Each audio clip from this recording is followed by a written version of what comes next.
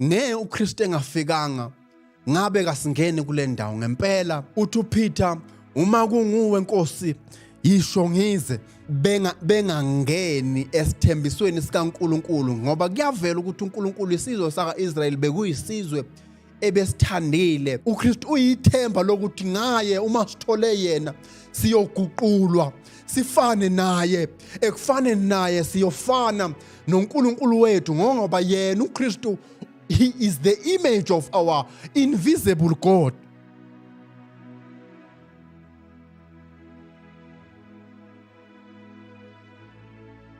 Asinibingelele, sinamukele ohlelweni le-New Move of the Holy Spirit. Onibingelelayo ubheka inkosi wakwambatha njengasemhleni. Ngiyanamukela babukeli namhlanje. Okwanamhlanje kuthe ukuhlukanyana, kukhona engifisa ukuthi ngikwabelane nani emakhaya bakithi. Ngithemba ukuthi-ke niyaphila, konke ukuhamba kahle, anihlale nizinze ninethezeke, bese mhlawumpe nizozwa ukuthi-ke siniphatheleni.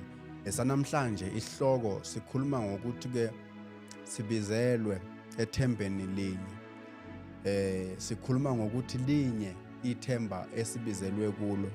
Mhlawumpe nje ukungathemelezi kungaba ukuthi ke sifunde ivesi okuyilona lona esizoba based kulona namhlanje, elitholakala kwabaseFesu besine ivesi.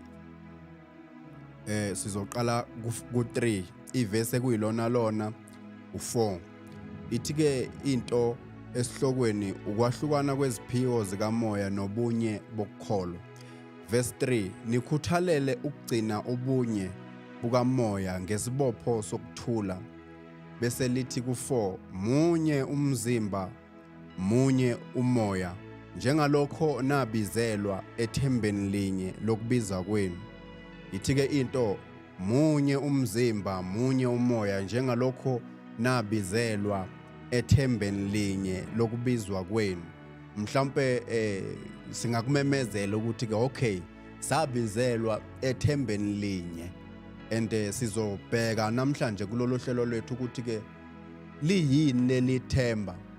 Mhlawumpe uma sesilibhekile ukuthi liyini salithola, bese sibheke ezinye izinto-ke okufanele ukuthi sizibambe ngokuvela kokuthi-ke linye ithemba esibizelwe kulo sonke. Sibizelwe ethembeni linye.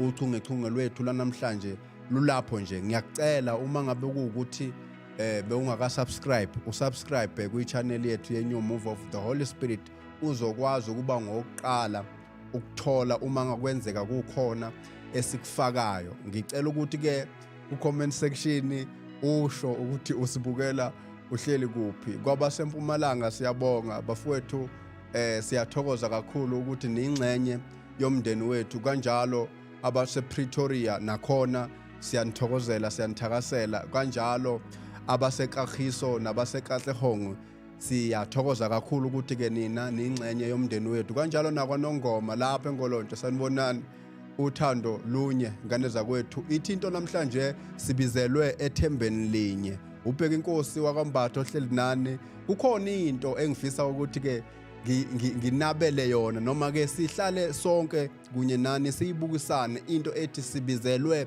ethembeni linye. Uma kuvela nje ukuthi-ke linye ithembe sibizelwe kulo, singaqala sikubheke okokuthi kusho ukuthi manje into ye-division ilahlelwa ngaphandle, ngoba we are all as amakholwa, we are all sharing one hope of which we are all called to.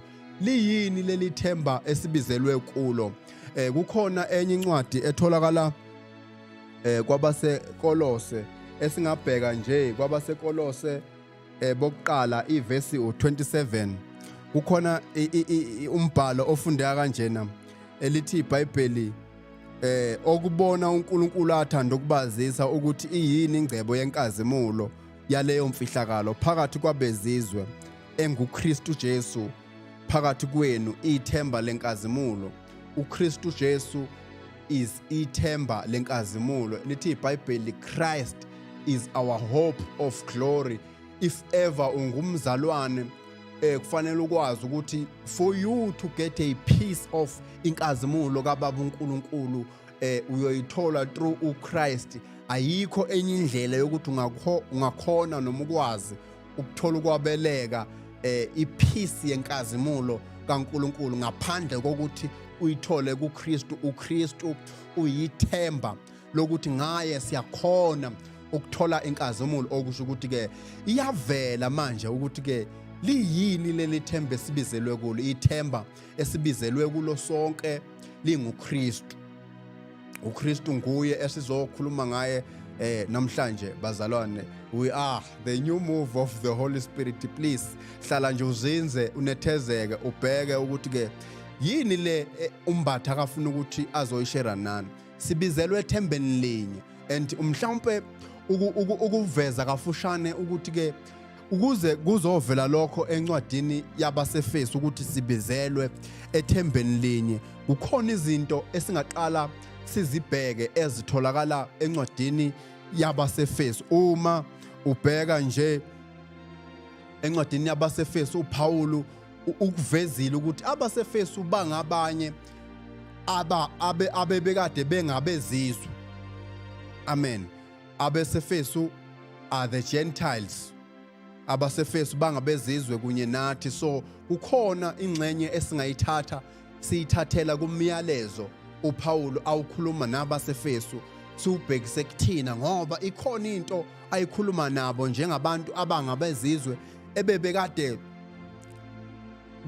bengangeni esithembisweni sikaNkulunkulu, ngoba kuyavela ukuthi uNkulunkulu isizwe saka-Israyeli bekuyisizwe ebesithandile, waze wenza izethembiso nazo, wenza ivumelwane nazo. Kodwa kuthe ngokufika kwethemba elilodwa, kuthe ngokufika kukaJesu, abezizwe nabo bathola ithuba lokungena. Mhlawumbe ake sifunde phansi sibheke ukuthi ke uzothini uPaul uma ekhuluma nabaseFesu. Kukhona izinto azibalulayo uPaul uma ekhuluma nabo abaseFesu esingaqala kukho nje yilokhu kokuthi uyabatshela ukuthi babe kade bekude kodwa uKristu wabasondeza eduzane, babe kade bengenathemba. Lithi iBhayibheli kwabaseFesu chapter 2 verse 11, ngakho khumbulani ukuthi nina enani kade ningabezizwe ngokwenyama, ababizwa ngokuthi abangasoki, yilaba ababizwa ngokuthi abokusoka, okwenziwa ngezandla enyameni, ukuthi ngaleso sikhathi nani ngenayo uKristu, nani ngaphandle kombuso kaIsrayeli, nani ngabafokazi ezivumalwaneni zesithembiso, ningenathemba, ningenaNkulunkulu ezweni. Kepha manje kuKristu Jesu nina enani kade nikude senenziwe abaseduze ngegazi likaKristu Jesu. Nani kade ningenaNkulunkulu, nani kade ningenathemba, nani kade nikude, kodwa senenziwe nabaseduze ngegazi likaKristu Jesu. Ngempela uKristu uyithemba lethu thina esingabezizwe, ngoba ukube uKristu engafikanga singatholanga ukusondela esithembisweni, singatholanga ukusondela kulo ifa likaNkulunkulu, kodwa ngokufika kwethemba lethu sathola ukusondezwa. Uma ubheka nje kuchapter 3 kuverse 6 lithi iBhayibheli ukuthi abezizwe bayizindlalifa kanye nathi, nokuthi bamzimba munye nathi, nokuthi bangabahlanganyeli besithembiso kanye nathi kuKristu Jesu ngevangeli. Senziwe abahlanganyeli kanye nabantwana bakwa-Israyeli kuKristu Jesu ngevangeli. uKristu engafikanga ngabe kasingeni kule ndawo. Ngempela ithemba leli uKristu esibizelwe kulo. Manje nakho engizokumemezela ukuthi ke sibizelwe ethembeni linye. Ngabe ungowezizwe, ngabe ungowaka-Israyeli, uKristu Jesu wazenza izizwe zonke zaba munye ngegazi lakhe. uKristu Jesu wazenza izizwe zonke zaba munye ngegazi lakhe. wabenza labo ababili okungabantwana bakwa-Israyeli kanye baba mzimba munye kuye uKristu Jesu. uKristu ulithemba lethu. Ulithemba lethu kanjani? Uma ngabe ngithi sibizelwe ethembeni linye, noma ngabe umuntu urishi, noma ngabe umuntu uyahlupheka, kodwa linye ithemba esibizelwe kulo. Noma ngabe umuntu ungubhishophi, noma ngabe umuntu ungumpostoli, wena ungumzalwane, ithemba enibizelwe kulo nobabili linye. You are sharing one hope. Ayikho into okufanele ukuthi mangabe sibheka noma umahlala phansi sibukisisa idale inhlukano, ngoba manje sesiyazi ukuthi sonke sibizelwe ethembeni linye. Libandlala kwethu ake sithi ukuqhubela phambili sibheke ukuthi ke yini esingayibamba ngaleli themba. uKristu ulithemba lethu. Lithi iBhayibheli munye umzimba, lithi iBhayibheli munye umoya, lithi iBhayibheli njengalokhu nabizelwa ethembeni linye lokubiza kwenu. Ithemba leli esibizelwe kulo sonke, engekho ongathi yena ukubiza kwakhe kungaphandle kukaKristu, because uKristu is our hope of glory. uKristu uyithemba lenkazimulo. Uma ngabe sila ekukholweni, akekho okubizwa kwakhe kungaphandle kwaleli themba, akekho okubizwa kwakhe kungaphandle kukaKristu. Azathi uKristu uma ekhuluma yena uyindlela neqiniso nokuphila, akekho ozoya kuBaba ngaphandle kwakhe. Okusho ukuthi ithemba elilodwa abantu bonke ababizelwe kulo uKristu. Akunandlela yokuthi umuntu angaya kuNkulunkulu, noma yokuthi umuntu angangena embusweni kaNkulunkulu, yokuthi umuntu angangena abe ingxenye emndenini kaNkulunkulu ngaphandle kukaKristu.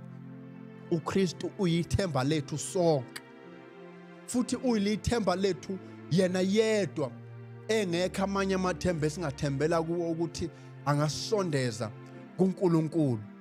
Munye umzimba, munye umoya.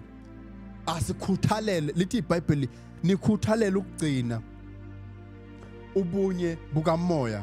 Mhlawumbe ake ngiqale kuverse 1 lapha kuchapter 4 ngifunde. Uthi uPawulu, ngakho mina siboshwe enkosini ngiyancenga ukuba nihambe ngokufanele ukubizwa kwenu, ukuba nihambe ngokufanele ukubizwa enabizwa ngakho, ngokuthobeka konke nobubunene nokubheka kade nokubekezelelana ngothando, la emzimbeni kaKristu esikuwo. Kufanele ukuthi sihambe ngokufanele ukubizwa kwethu. Uma ubheka ukubizwa kwethu, lithi iBhayibheli sibizelwe ethembeni linye. Uma wazi ukuthi wena komunye naye ubizelwe ethembeni linye, bese lithi ke kufanele nihambe ngendlela efanele ukubizwa enabizwa ngakho. Ukubizwa enabizwa ngakho nibizelwe ethembeni linye, wena nomunye, noma ngabe omunye umbona ngabe ukuthi uhamba ngayiphi indlela ongayithandi, awumlahleli ngaphandle, ngoba yena uKristu Jesu kubekiwe ukuthi akasoze amlahlele umuntu ngaphandle. Uma nibizelwe, noma uma wazi ukuthi nibizelwe ethembeni linye, kufanele ukuthi uhambe ngendlela efanele ukubizwa kwakho. Nibizelwe ethembeni elilodwa okunguKristu Jesu. Uma omunye elingeka, uyambiza, uhlale naye phansi, ukhulume naye, umkhumbuze ubuyena, umkhumbuze ithemba abizelwe kulo. Ngokuba umuntu uma ezazi ukuthi umi kuphi noNkulunkulu, ubuya ubuyena. Ngaleyo ndlela leyo uthola ukumkhumbuza ukuthi ungubani. Bazalwane bakwethu, linye ithemba esibizelwe kulo. Into enye yezinto ebengifisa ukuthi ngiyishare ehlele enhlizweni yami ileyo, ukuthi ke sikwazi lokhu ukuthi noma ngabe sikhonza kuma denominations ahlukene, kodwa sikubamba ukuthi uKristu nguye esibizelwe kuye. Noma ngabe ama constitution athini amabandla esikhonza kuona, kodwa izinto esingagxila kuzo mhlambe kungayilokhu nje ukuthi ake sikubuke lokhu ukuthi akufanelangani sigxile kuKristu kakhulu. Ake ngiqhubekele phambili ngifunde ezinye incwadi ezikufakazelayo ukuthi uKristu ulithemba lethu. Ukubheka iposition noma icondition ebesikuyo ngaphambili kulama verse engwafundile lithi ke, therefore remember that you once Gentiles in flesh, who are called uncircumcised by what is called the circumcision made in flesh by hands, that at time you were without Christ, being aliens from the commonwealth of Israel and strangers from the covenants of the promise, having no hope and without God in the world. Before, this is the condition ebesikuyo ngaphambili. We were once the Gentiles, but now we are no longer abezizwe, because ithemba lethu Kristu lifikile lasenza sabamunye ngegazi lalo. Manje iposition esesikuyo, we are brought near by Christ, sisondeziwe. But now Christ Jesus, who once now Christ, but now in Christ Jesus, you who once were far off have been brought near by the blood of Christ. So siyakubamba lokhu ukuthi ke, now we've been brought near by the blood of Jesus Christ. Ngempela uKristu ulithemba lethu esingathembela kulo, because ngegazi lakhe sisondeziwe eduzane. Mhlawumbe ukuqhubekela phambili kungaba nje ilokhu ukuthi ke siphinde sibheke ukuthi ke yini esithenjiswe yona ivela kuKristu. Singavula kuThithu chapter 1 verse 2 ukuqhubekela phambili. uThithu chapter 1 verse 2. Uma sibheka nje uThithu ufundeka kanjena uthi, looking for the blessed in hope, or uthi in hope of eternal life, which God, who cannot lie, promised before the world began. Eternal life is not a future prize, it is a present reality. Through Christ we share in God's divine nature. Ake sibheke ke ukuthi ngesizulu ifundeka kanjani.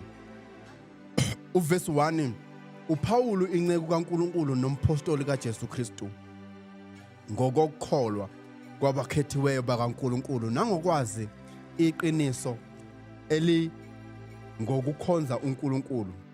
Verse 2, ethembeni lokuphila okuphakade uNkulunkulu ongaqambamanga akwethembisa phambi kwezikhathi zaphakade.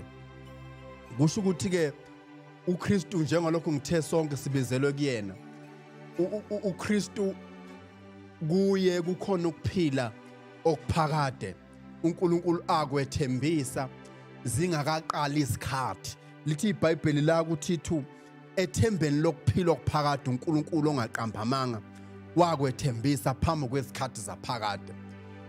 Akekho umuntu ongathola ukuphila okuphakade ngaphandle kukaKristu. uKristu nguye ithemba lethu elilodwa esibizelwe kulo.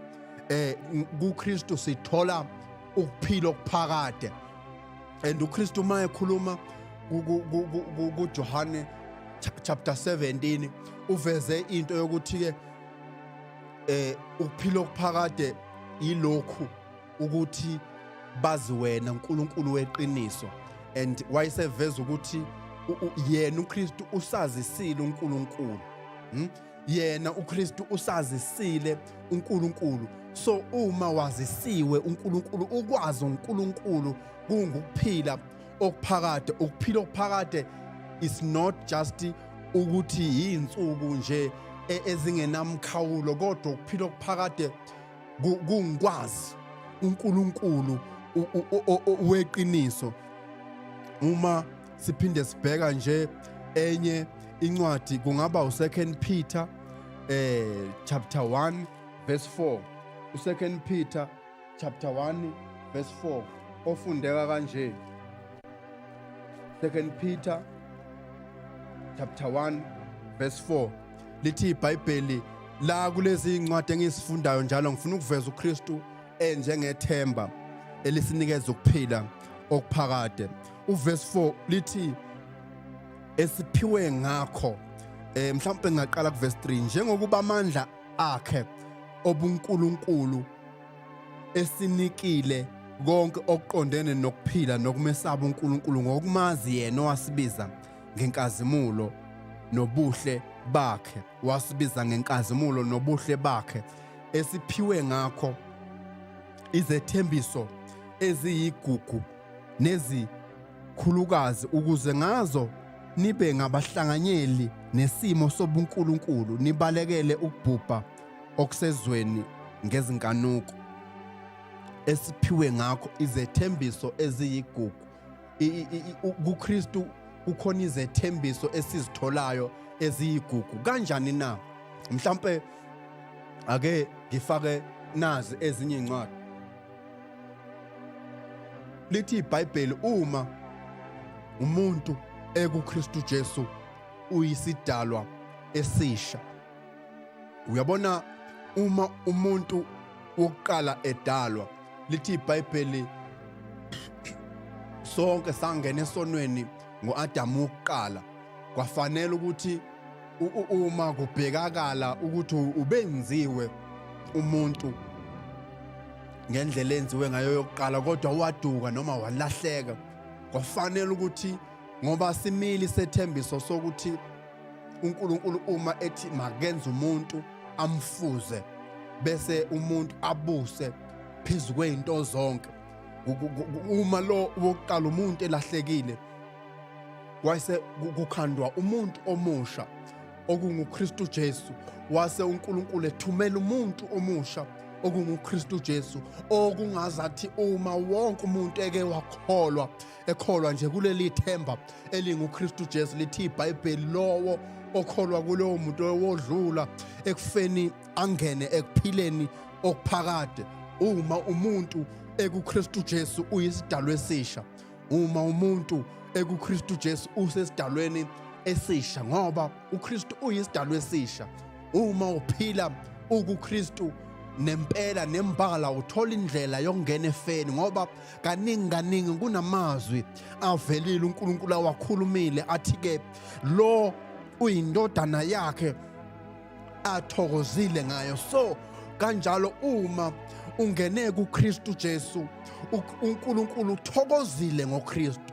So uma uNkulunkulu ethokozile ngoKristu, uma ungene kuKristu Jesu, nangawe uNkulunkulu uyathola ukuthi athokoze ngawe, ngoba wena ukuKristu Jesu. Lithi iBhayibheli uma nihlala kimi namazwi ami ehlala kunina, niyawucela enikuthandayo nikwenzelwe, ngesizathu sokuthi nihlezi kuKristu Jesu. Uma umuntu ekuKristu Jesu uyisidalwa esisha, ngalesi sidalwa esisha uthola ukumfuza uNkulunkulu, ngoba uKristu umfuzile uNkulunkulu. Lithi iBhayibheli uma limveza uyisithombe esiveza uNkulunkulu ongabona. Uma ukwazi ufuna ukubona ukuphelela kukaNkulunkulu konke kuhlezi kuKristu Jesu. Uma ukuKristu wena, kuwena ukuphelela noma ukufaniseka noNkulunkulu kuzobuya, ukwazi ukuthola i-identity yakho, ukwazi ukuthola i-position yakho, ngoba ukuKristu Jesu. So uma ukuKristu Jesu ukwi-position e-right noNkulunkulu. Uma lithi iBhayibheli uKristu uhleli ngakwe sokunene sikaBaba uNkulunkulu, nawe kanjalo ukuphila kwakho kufihlwe kunye naye. Yilokho nje engifisa ukuthi ngikushare kunye nani okuhlele emoyeni wami ukuthi ke mhlawumbe namhlanje ake ngize ngizohlala nani nginivezele lokhu ukuthi ke linye ithembe sibizelwe kulo uKristu uJesu, ithembe sibizelwe kulo. Uma kukhulunywa ngezinto okufanele ukuthi sihlale sifocuse kuzo, uma kukhulunywa ngento okufanele ukuthi sihlale sifocuse kuyo uKristu Jesu. uKristu Jesu uma sihlala sifunda ngaye angeke safika la sikhathala khona ukucinga izinto esingafunda ngazo kuyena. And ukubheka ukuthi uKristu should be the focus. Mhlawumbe ake ngiphinde ngikhulume nganayo incwadi, and this is one of my favorite verses, Hebrews chapter 12.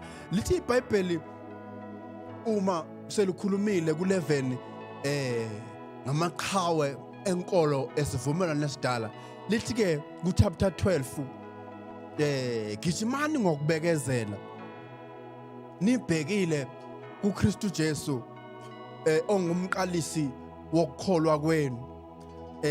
Mani gijima nibhekile kuKristu Jesu. Lithi iBhayibheli kufanele ukuthi nibheke kuKristu Jesu, ningasusi amehlo enu ethembeni elinguKristu Jesu.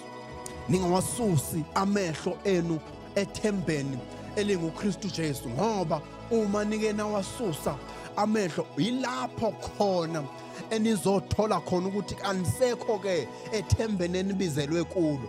Yilapho enizothola khona ukuthi anisahambi ke ngokufanele ukubizwa kwenu, ngoba nina nibizelwe ethembeni elinguKristu Jesu.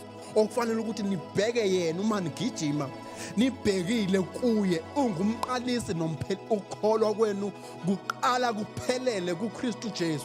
Akukho la eningathi khona senithatha ifocus manje niyibhekisa khona. Kufanele ukuthi ifocus yonke ibheke kuye uKristu Jesu, ukufakaza nje ukuthi ke kwenzakalani uma uke wasusa ifocus kuKristu. Ake sibheke uPeter uma besemkhumbini, uJesu uyaqhamuka uhamba phezulu kwamanzi. Uma eqhamuka bayethuka bazitshela ukuthi ke yithonga. Uma eqhamuka uthi uPeter, uma kunguwe Nkosi yisho ngize. Uyeza ke uthi uJesu ke woza. Uyeza ke uPeter ehamba phezulu kwawo naye amanzi, ngoba iNkosi ishilo ukuthi akeze. Kusho ukuthi ke yiyo iNkosi ishilo iNkosi ukuthi akeze. Uyeza ke uhamba phezulu kwamanzi. Lithi iBhayibheli la khona ke wasusa khona amehlo uPeter wabe esecwila.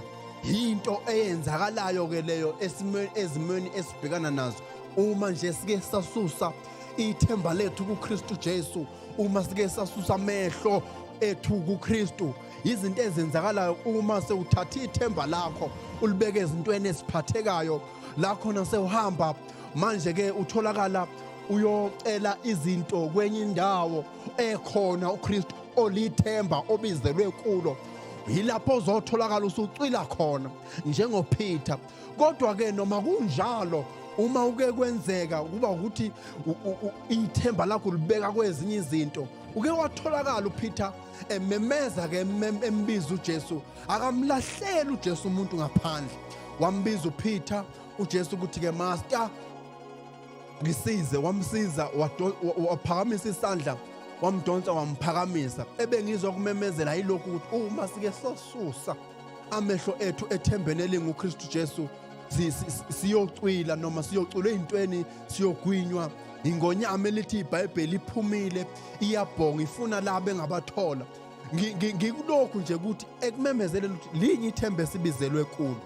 Noma ngabe ukhonza kuphi, uma kungenzeka ubambelele ithembe linguKristu Jesu, usendaweni right, ngoba yilona themba lelo wena ukubizwa kwakho okuncike kulo.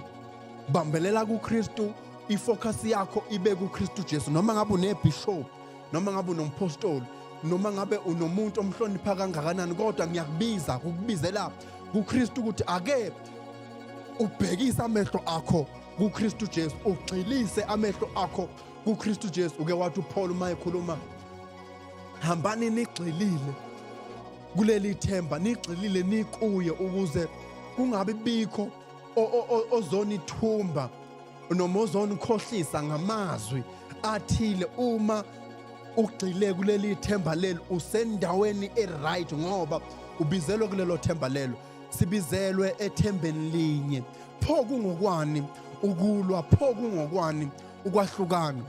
Bazalwane, linye ithemba esibizelwe kulo, uKristu uJesu. Ngiyafisa nje ukuthi umuntu ngamunye abambelele kuleli themba leli. Ukuqhubela phambili zikakhona amanye amavesi amvezayo uKristu njengethemba, noma asivezelayo ukuthi yiziphi izinto esizithola ethembeni lethu. Ukuqhubekela phambili, there is the hope of resurrection power. Romans chapter 6 verse 4 to 5 ufundeka kanjena kwabaseRoma chapter 6 verse 4 lithi iBhayibheli, ngakho sembelwa kanye naleli themba ngokubhabhatiselwa kukho ukufa, ukuba njengalokhu uKristu wavuswa kwabafileyo ngenkazimulo kaYise, nathi kanjalo sihambe kuphileni okusha. Ngokuba uma sihlanganisiwe kanye naye ngokufa okufanayo, siyakuba njalo nangokuvuka. Sazi lokhu ukuthi umuntu wethu omdala webethelwa kanye naye esiphambanweni, ukuze umzimba wesono wenziwe ize, singabe sisakhonza isono. Ilona themba lethu leli esihlanganiswe kunye nalo ekufeni kwalo, esihlanganiswe nalo, esimbelwe kunye nalo ngokubhabhatiselwa ekufeni kwaleli themba lethu. Njengalokhu uKristu wavuswa kwabafileyo ngenkazimulo kaYise, nathi kanjalo sihambe ekuphileni okusha. We get ukuthi emandleni okuvuka kwabafileyo sithola amandla okuphila okusha. Ngempela uKristu ulithemba lethu esibizelwe kulo. Bekunganjani uma bazalwane emakhaya sonke singabambelela kuleli themba leli elinguKristu Jesu? Sibambelele kuleli themba elinguKristu Jesu. Uma ngibheka ezinye incwadi eziqhubekayo, uma ukuthi usahleli nathi kuze kufike lesi sikhathi samanje, please make sure ukuthi uyasubscribe, uyalike, uyashare, uyacomment. Mukeli ekhaya, ngiyacela ukuthi uma ngabe kuukuthi bewungakasubscribe, pressa i-subscription button lapho ukuze uzoba ngokuqala ukuthola uma ngabe si-uploada. Bazalwane, sine page ku Facebook, le New Move of the Holy Spirit. Please ngicela ukuthi silifolloweni ngobuningi bethu ku Facebook, kanjalo na ku TikTok siyatholakala. We are the New Move of the Holy Spirit.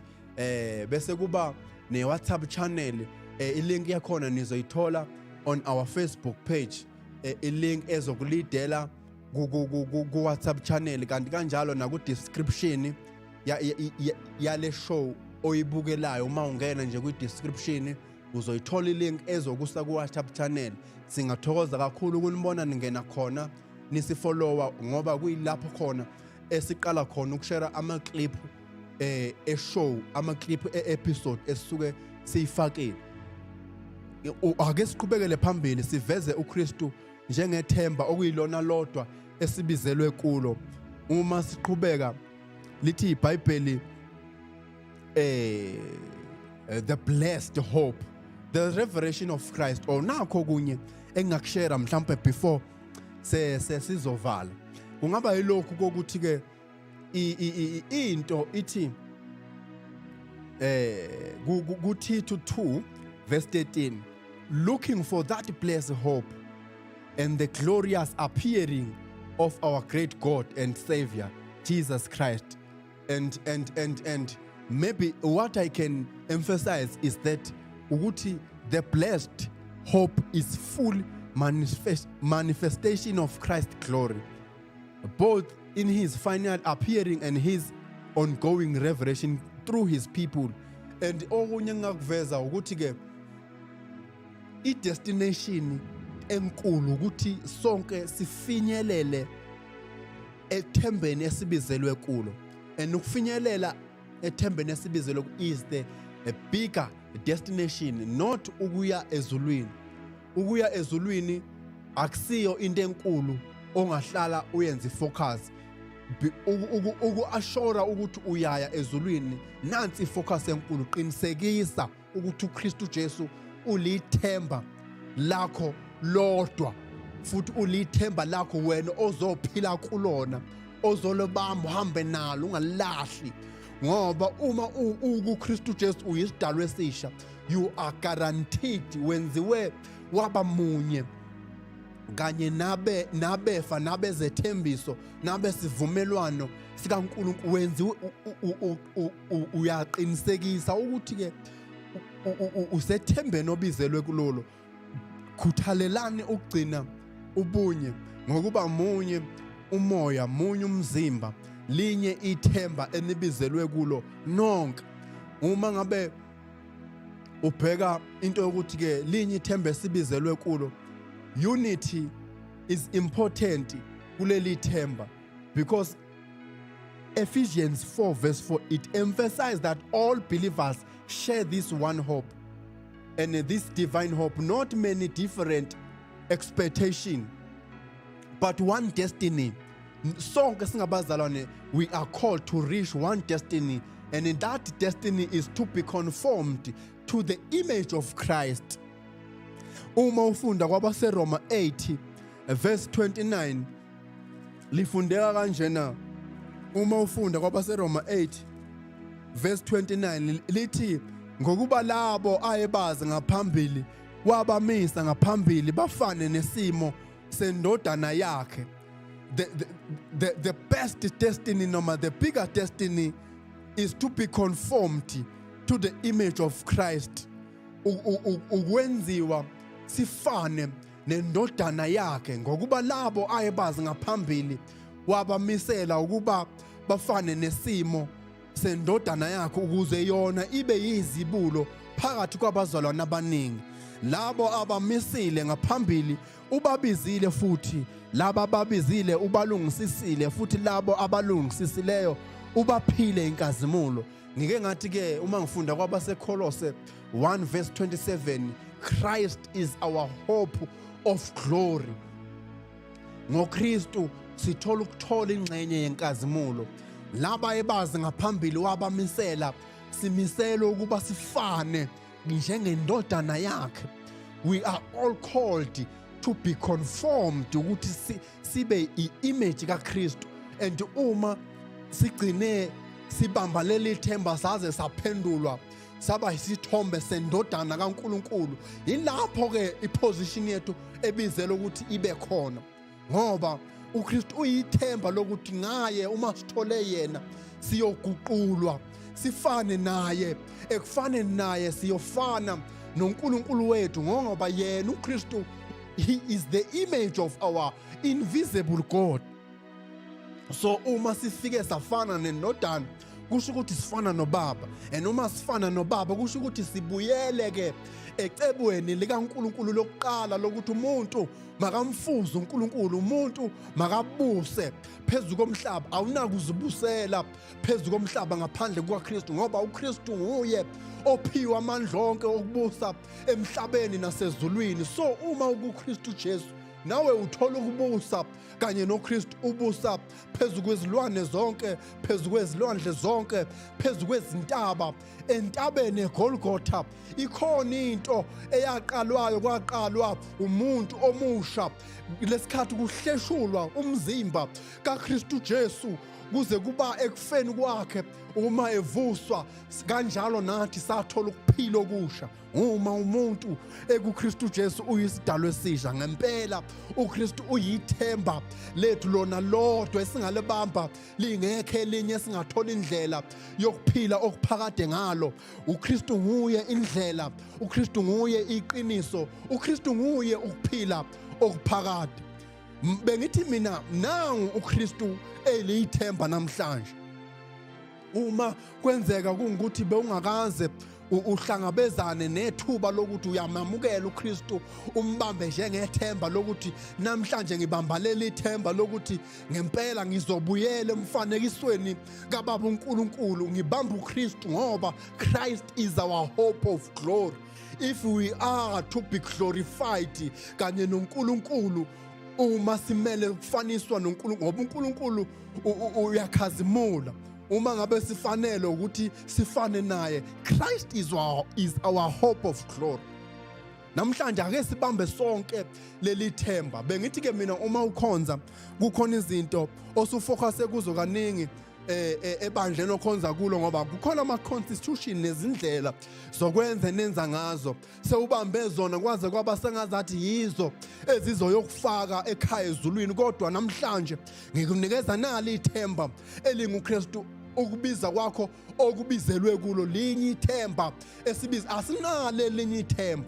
Nangu uKristu elithemba, mbambe ngayo uKristu uzothola ukuthi uhlanganyele efeni likaNkulunkulu, uhlanganyele enkazimulweni kaNkulunkulu. Kukhona enye incwadi efundeka kanjena ithi mayikhuluma ithi ke bonke abanethemba elinjalo bayasihlambulula. Ifike ithi siyazi ukuthi akukabonakali esiyakuba yikho, kodwa sazi lokhu ukuthi kwamanje sisengabantwana, sazi lokhu ukuthi uma nje eke wabonakaliswa siyafana naye.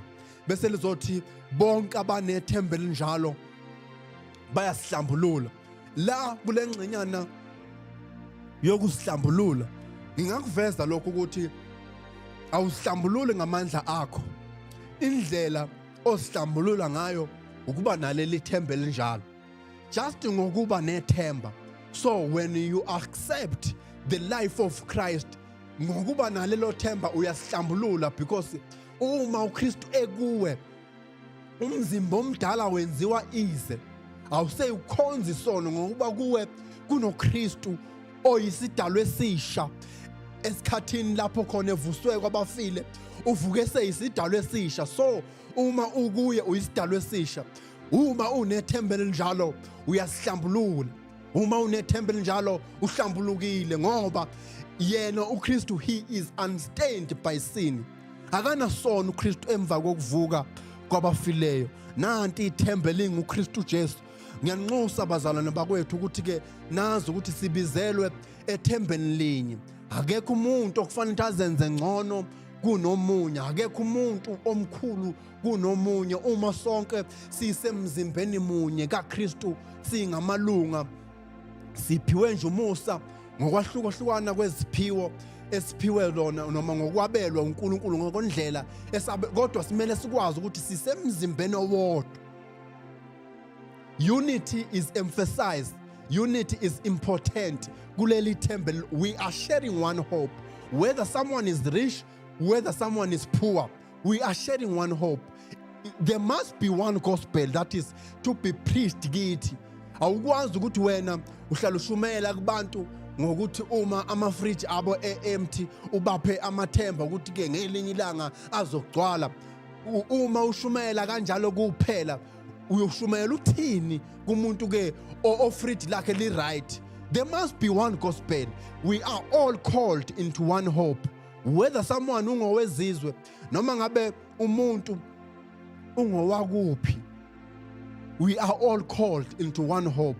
Noma ngabe umuntu mnyama, noma ngabe umuntu ungumZulu, noma ngabe umuntu ungumpedi, noma ngabe umuntu ungumXhosa, noma ngabe umuntu ungumSuthu, kodwa we are all called into one hope. Uma kungakufikela nawe lokhu kwambuleke kuwe, kukhona into ekhona nje engiyaziyo ukuthi ke kukhona abazalwane bakithi eZiyoni abangazwani noma abangabafuni abazalwane basematendeni, abangabafuni abazalwane abakhonza begqoka amasuti, abangabafuni abazalwane abakhonza la kukhala khona ama-strings. Kukhona abazalwane abakhonza ematendeni, abangabafuna abazalwane abakhonza eZiyoni. Kukhona abazalwane abangabafuna abazalwane abakhonza kuphi.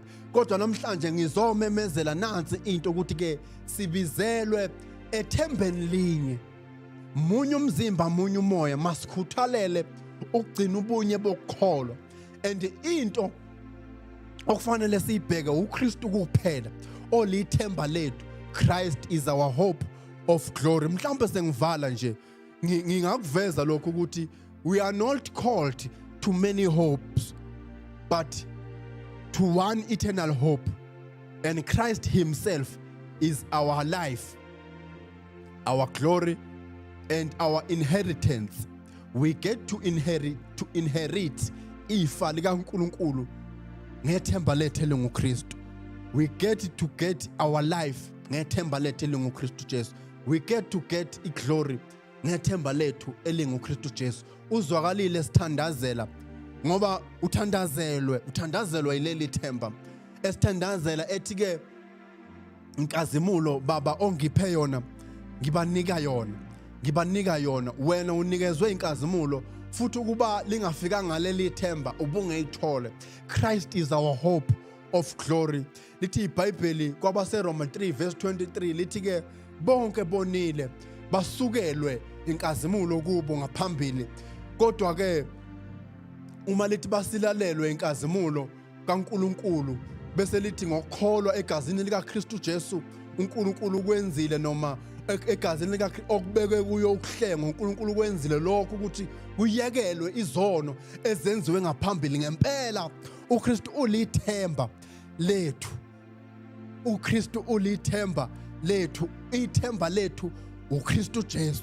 Sibizele, uyabona uma kukhulunywa ngobizo, ubizo lempilo yakho, impilo yakho ibizelwe kuleli themba linguKristu Jesu. Akunaki uyithola back iposition yakho yokuthi wena you were once called to ukuthi ube umfanekiso. Awunaki uyithola back leyo nto ngaphandle koKristu Jesu. So Christ is the only hope we are all sharing. We are called not to many hopes but to one eternal hope, and that hope is Christ himself. This hope anchors our faith. This hope anchors our faith. This hope unites the body. This hope reveals the heaven on earth through us, and heaven on earth is revealed ngokuthi nathi sibe kuKristu Jesu. Maybe ukuvala kukhona incwadi etholakala kwabaseRoma chapter 5 verse 2 lithi uma ulifunda uverse 1 uthi ngakho lokhu sesilungisiwe ngokukholwa sinokuthula kuNkulunkulu ngeNkosi yethu Jesu Kristu, okungaye sinokungena ngokukholwa kulomusa esimi kuwo. Siyazibonga ekwethembeni inkazimulo kaNkulunkulu, kepha akusikho lokho kuphela, kodwa sizibonga nangezinhlupheko ngokwazi ukuhlupheka kuveza ukukhuthazela. Nje kuverse 2 lithi iBhayibheli hope does not disappoint. Okungaye sinokungena ngokukholwa kulomusa esimi kuwo. Siyazibonga ekwethembeni inkazimulo kaNkulunkulu. Ithemba alijabhisi. Yabona uma ufunda u4 lithi ithemba u5 lithi ithemba alijabhisi ngokuba uthando lukaNkulunkulu lutheliwe ezinhlizweni zethu ngomoya oyingcwele esiwuphiwe. Ithemba alijabhisi. There is never a moment la khona uKristu ajabhisa khona. Christ is a source of life. So there is never a moment la khona uKristu ebulala khona. So ithemba alijabhisi. There is never a moment la khona uKristu emlahlela khona ngaphandle umuntu. So uKristu uyithemba lethu. There is never a moment la khona uKristu ezokulahlela khona ngaphandle. Ithemba alijabhisi. Mhlawumbe sengivala amanye amavesi engawaveza nje kwabaseThessalonika bokuqala, Thessalonians 1 verse 3 lithi uma ufunda kwabaseThessalonika bokuqala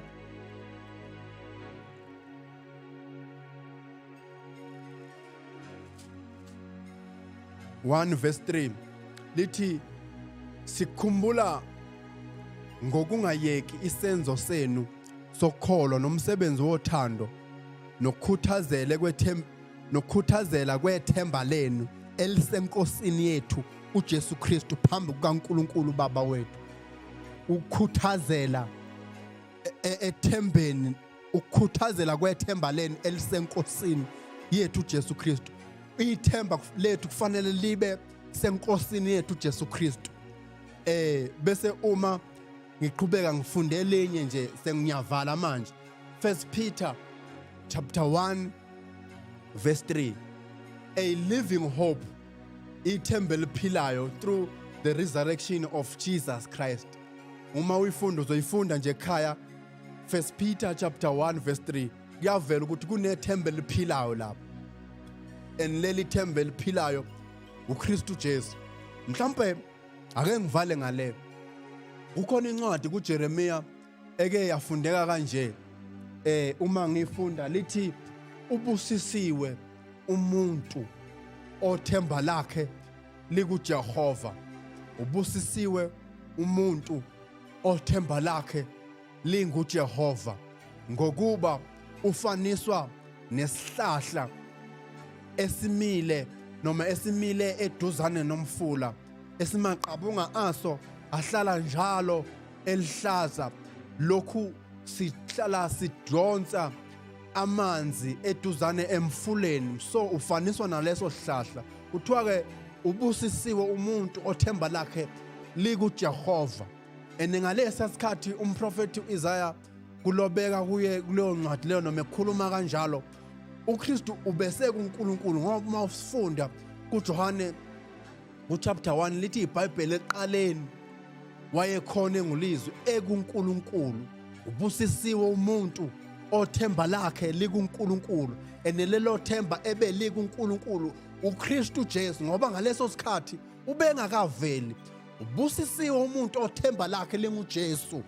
Ufaniswa nesihlahla esimile eduzane nomfula, esimaqabunga aso ahlala njalo ehlaza, ngokuba impande zaso zihlala zimunca njalo emanzini eduzane, ngoba siseduzane nomfula. Bengizosho lokhu ukuthi uKristu nguye ithemba lethu, and sonke sibizelwe kuleli themba. Singumzimba kaKristu Jesu, simzimba munye, simoya munye. Kufanele sikwazi ukuthi linye ithemba esibizelwe kulo. Mhlawumbe namhlanje ake uzibuze ukuthi liyini ithemba lomuntu ongena Kristu Jesu. Mhla lapho kufika ukufa uyophelela kuphi? uKristu nguye olithemba lokuphila kwethu, nguye uKristu olithemba lokubizwa kwethu. Kufanele sihambe ngendlela okufanele ukubizwa kwethu, and indlela efanele ukubiza kwethu sibizelwe ukuba sazi ukuthi simzimba munye.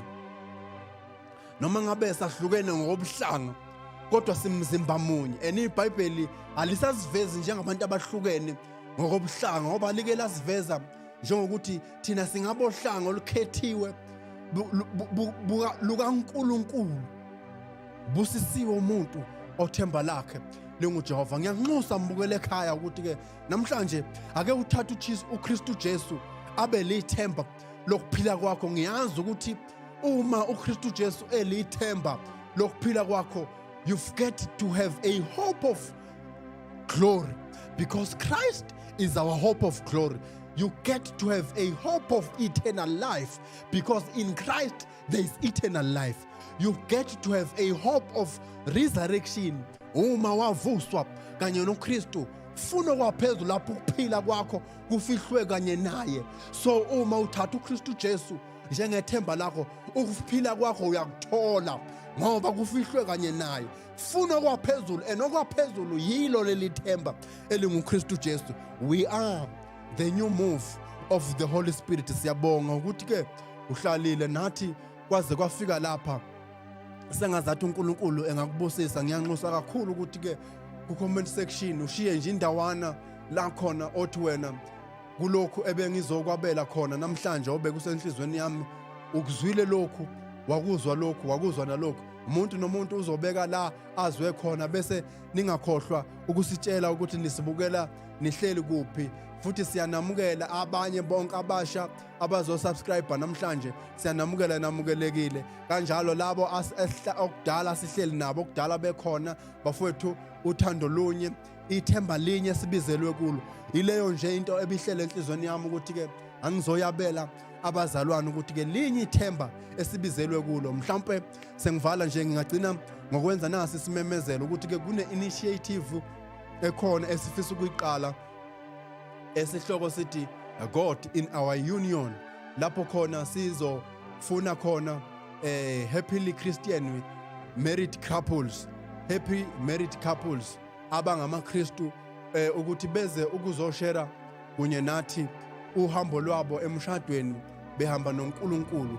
Sizoshare izinto ezinhle ngoba kusekwande kakhulu izinto ezimbi ngomshado. Umshado sewupendeke baba njengento embi, la khona sekuvela khona abantu abasha abakhipha izinqumo zokuthi bona ngeke kuvuke kwenzekile empilweni zabo besihlanganisa nomshado ngoba babona izinto abantu abazivezayo ukuthi ke badlula kuzo emshadweni. So siyafisa ukuthola abantu abazophumela obala beze ukuzohlala nathi kule show, sibabuza imibuzo embalwa engeke yababuza izinto ezipersonal ngempilo yabo, kodwa sifuna ingxenye nje la khona bezoveza ukukhazimula kukaNkulunkulu emishadweni yabo.